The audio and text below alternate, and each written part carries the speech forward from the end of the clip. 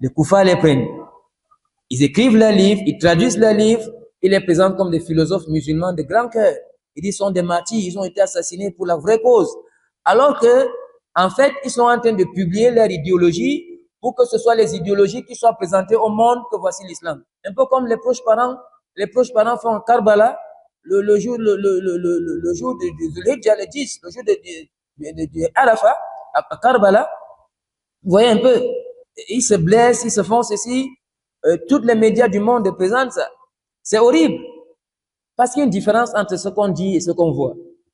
Si vous êtes à côté de ces gens-là, vous avez la chair de poule. Parce que quelqu'un se découpe, les intestins sortent. On le met vite dans l'ambulance, on va le soigner. Il se découpe lui-même, hein? Il déchire son corps. Il déchire le corps de son enfant. Il déchire, le bébé se met à pleurer, mais il déchire.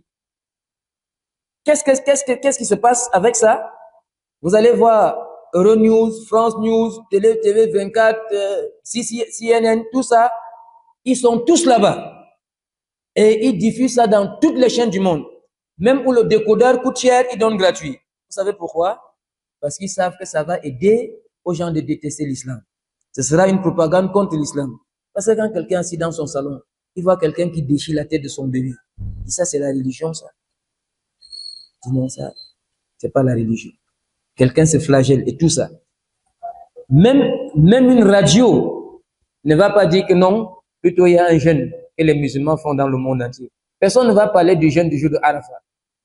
On va seulement parler de Karbala. C'est pourquoi la plupart des koufars, ils font un travail terrible pour observer le chemin de l'islam.